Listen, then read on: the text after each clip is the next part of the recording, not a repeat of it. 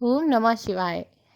आज 10 दिसंबर 2023 को है रवि प्रदोष व्रत। इस वीडियो में हम सुनेंगे रवि प्रदोष व्रत की कथा को। इसके साथ ही जानेंगे पूजन विधि, महत्व और महा उपाय के बारे में। चैनल पर नए हैं तो चैनल को सब्सक्राइब कर लें।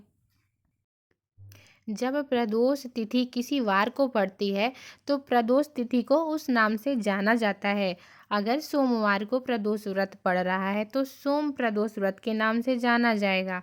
वहीं रविवार के दिन अगर प्रदोष व्रत पड़ रहा है तो रवि प्रदोष व्रत के नाम से दिन कहा जाएगा। रवि प्रदोष व्रत की कथा सुनने व पढ़ने से जीवन के सभी कष्ट दूर हो जाते हैं और भगवान शिव की असीम कृपा प्राप्त होती है। एक समय सभी प्राणियों के हितार्थ परम पावन भगीरथी के तट पर ऋषि समाज द्वारा विशाल गोष्ठी का आयोजन किया गया। विद्वान ऋषियों की एकत्रित सभा में व्यास जी के परम शिष्य पुराण वेत्ता सूत जी महाराज हरि कीर्तन करते हुए पधारे। सूत जी को देखते ही सौनकादि 88,000 ऋषि मुनियों ने खड़े होकर दंडवत प्रणाम किया।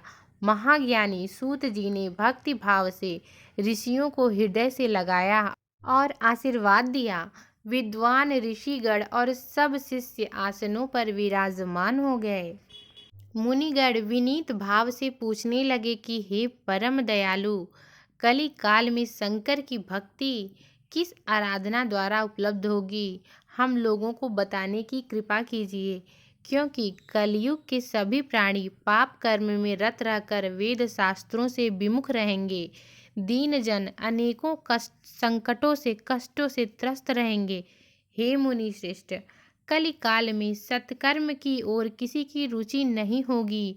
जब पुण्य क्षीण हो जाएंगे तो मनुष्य की बुद्धि असत कर्मों की ओर खुद व खुद प्रेरित होगी, जिससे दुर्विचारी पुरुष वंश सहित समाप्त हो जाएंगे। इस अखिल भूमंडल पर जो मनुष्य ज्ञानी होकर ज्ञान की शिक्षा नहीं देता, उस पर परमपिता परमेश्वर कभी प्रसन्न नहीं होते। हे महामने, ऐसा कौन सा उत्तम व्रत है जिससे मनवांछित फल की प्राप्ति होती है? आप कृपा करके बतलाइए। ऐसा सुनकर दयालु हृदय श्री सूत जी कहने लगे, हे श्रेष्ठ मुनियों और शौनक जी, आप धन्यवाद के पात्र हैं। आपके विचार सराहनीय एवं प्रशंसनीय हैं। आप वैष्णव अग्रगण्य हैं, क्योंकि आपके हृदय में सदा परहित की भावना रहती है। इसलिए हे शौनकादि ऋषियों, सुनो, मैं उस व्रत को तुमसे कहता हूँ जिसकी करने से सब पाप नष्ट हो जाते हैं। धन वृद्धि कारक, दुख विनाशक, सुख प्राप्त कराने वाला, संतान देने वाला, मन वांछित फल प्राप्ति कराने वाला यह व्रत तुमको सुनाता हूँ, जो किसी समय भगवान शंकर ने देवी सती को सुनाया था। और उनसे प्राप्त यह परम श्रेष्ठ उपदेश मेरे पूज्य गुरु जी ने मुझे सुनाया था, जिसे आपको समय पाकर शुभ बेला में मैं सुनाता हूँ। बोलो उमापति भगवान शंकर की जय। सूत जी कहने लगे कि आयु वृद्धि स्वास्थ्य लाभ हेतु त्रयोदशी का व्रत करें। इसकी विधि इस प्रकार है। प्रातः स्नान कर निराहार रहकर शिव ध्यान में मगन हो शिव मंदिर में जाकर शंकर भगवान की पूजा करें। पूजा के पश्चात यानी कि पूजा के बाद अर्ध पुण्य त्रिपुण का तिलक धारण करें, बेलपत्र चढ़ावें, धूप दीप अक्षत से पूजा करें, ऋतु फल चढ़ावें। ओम नमः शिवाय मंत्र का रुद्राक्ष की माला से जप करें। ब्राह्मण को भोजन कराकर सामर्थ्य के अनुसार दक्षिणा दें। सत्य भाषण करना परम आवश्यक है। हवन आहुति भी देनी चाहिए। इसके बाद मौन व्रत धारण करें। व्रती मंत्र है ओम ह्रीं क्लीं नमः शिवाय स्वाहा से आहुति दें। इससे अभिष्ट फल की प्राप्ति होती है। प्रदोष व्रत करने वाले व्रती को पृथ्वी पर सोना चाहिए। एक बार भोजन करना चाहिए। इससे सब काम सिद्ध होते हैं।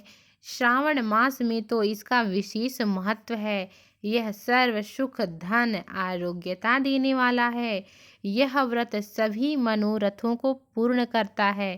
हे ऋषिवरों, यह प्रदोष व्रत जो मैंने आपको बताया है, किसी समय शंकर जी ने माता सती को और वेदव्यास मुनि ने मुझको सुनाया था। सौनकादि ऋषि बोले, हे पूज्यवर महामते, आपने यह व्रत परम गोपनीय मंगलप्रद कष्ट निवारक बतलाया है। कृपया यह बताने का कष्ट करें कि यह व्रत किसने किया और कैसे उसे क्या फल प्राप्त हुआ। श्री सूत जी बोले, हे विचारवान ज्ञानियों, आप शिव के परम भक्त हैं। आपकी भक्ति देखकर मैं व्रती पुरुषों की कथा कहता हूँ। एक गांव में अति दीन ब्राह्मण निवास करता था। उसकी साध्वी स्त्री प्रदोष व्रत किया करती थी। उसे एक ही पुत्र रत्न था। एक समय की बात है, वह पुत्र गंगा स्नान करने के लिए गया। दुर्भाग्यवश मार्ग में चोरों ने उसे घेर लिया और वे कहने लगे कि हम तुम्हें मारेंगे नहीं, तुम अपने पिता के गुप्त धन के बारे में हमें बतला दो। बालक दीन भाव से कहने लगा कि बंधुओं, हम अत्यंत दुखी दीन हैं, हमारे पास धन कहाँ है। तब चोरों ने कहा कि तेरे इस पोटली में क्या बंधा है। बालक ने निसंकोच कहा कि मेरी माँ ने मेरे लिए रोटियां दी हैं। यह सुनकर चोरों ने अपने साथियों से कहा कि साथियों, यह बहुत ही दीन दुखी मनुष्य है, इसलिए हम किसी और को लूटेंगे। इतना कहकर चोरों ने उस बालक को जाने दिया। बालक वहां से चलते हुए एक नगर में पहुंचा। नगर के पास एक बरगद का पेड़ था। वह बालक उसी बरगद के वृक्ष की छाया में सो गया। उस समय उस नगर के सिपाही चोरों को खोजते हुए उस बरगद के वृक्ष के पास पहुंचे और बालक को चोर समझकर बंदी बनाकर राजा के पास ले गए। राजा ने उसे कारावास में बंद करने का आदेश दिया। उधर बालक की मां भगवान शंकर जी का प्रदोष व्रत कर रही थी। उसी रात राजा को स्वप्न आया कि यह बालक चोर नहीं है, प्रातः काल ही उसे छोड़ दो, नहीं तो आपका राज्य वैभव सब ही नष्ट हो जाएगा। रात्रि समाप्त होने पर राजा ने उस बालक से सारा वृतांत पूछा। बालक ने सभी बातें राजा को बता दी। बालक की बात सुनकर राजा ने सिपाही भेजकर बालक के माता पिता को पकड़वा कर बुला लिया। राजा ने जब उन्हें भयभीत देखा तो कहा कि आप लोग भय मत करिए, आपका बालक निर्दोष है। हम आपकी दरिद्रता देखकर 5-5 गांव आपको दान में देते हैं। शिव की दया से ब्राह्मण परिवार अब आनंद में रहने लगा। इस प्रकार जो कोई इस व्रत को करता है उसे आनंद प्राप्त होता है। अब जान लेते हैं रवि प्रदोष व्रत के महा उपाय के बारे में, यानी कि प्रदोष व्रत में आप क्या क्या उपाय कर सकते हैं। सबसे पहले उपाय की बात कर लेते हैं। अगर किसी कारणवश आपके मनपसंद विवाह में लंबे समय से अड़चनें आ रही हैं तो उन अड़चनों से मुक्ति पाने के लिए आज के दिन स्नान आदि के बाद शिवजी को प्रणाम करें और उनके सामने आसन बिछाकर बैठ जाएं। फिर शिवजी के मंत्र 11 बार जप करें। मंत्र है ओम नमः शिवाय।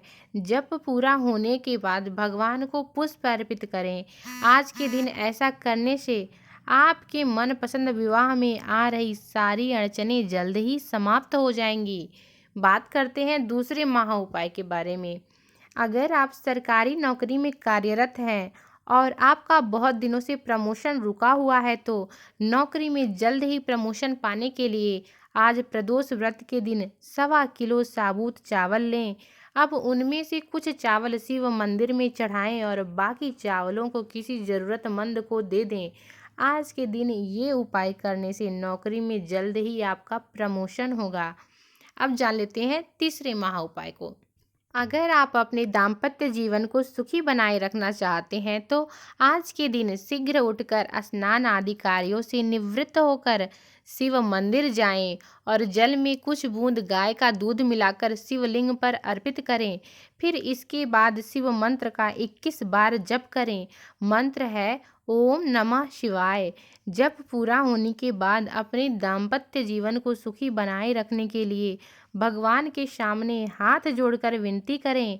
आज के दिन ऐसा करने से आपका दाम्पत्य जीवन सुखमय बना रहेगा। बात करते हैं चौथे महा उपाय की। अगर आप शत्रुओं को परास्त करना चाहते हैं और मुकदमे में जीत हासिल करना चाहते हैं तो शत्रुओं को परास्त करने के लिए और मुकदमे में जीत हासिल करने के लिए आज के दिन शिव मंदिर में जाएं और शिवलिंग पर धतूरा चढ़ाएं। साथ ही शिव जी के मंत्र का 108 बार जप करें। मंत्र है ओम नमः शिवाय। आज के दिन इस मंत्र का जाप करने से आपको अपने शत्रुओं पर विजय मिलेगी और साथ ही मुकदमे में जीत भी हासिल होगी। अब जान लेते हैं अगला महा उपाय। अगर आप मनचाहा जीवन साथी पाना चाहते हैं या आपकी पहले से शादी हो चुकी है लेकिन उसमें बिल्कुल भी प्यार नहीं है, तो प्यार कायम करने के लिए आज के दिन आपको जल में थोड़ा सा केसर और कुछ फूल डालकर शिवलिंग पर चढ़ाना चाहिए। आज के दिन ऐसा करने से आपको मनचाहा जीवन साथी मिलेगा और अगर आपकी पहले से शादी हो रखी है तो आप दोनों के बीच प्यार कायम होगा। अगले महा उपाय के बारे में आगे बढ़ते हैं और बात करते हैं। अगर आप बिजनेस की बढ़ोतरी करना चाहते हैं तो आज के दिन रंगोली वाले 5 अलग अलग रंग लें और शाम के समय शिव मंदिर में जाकर इन रंगों से एक छोटी सी गोल आकृति में रंगोली बनाएं। अब इस रंगोली के बीच में घी का दीपक जलाएं और अपने बिजनेस की बढ़ोतरी के लिए भगवान से प्रार्थना करें। आज के दिन ऐसा करने से आपके बिजनेस में बढ़ोतरी होगी।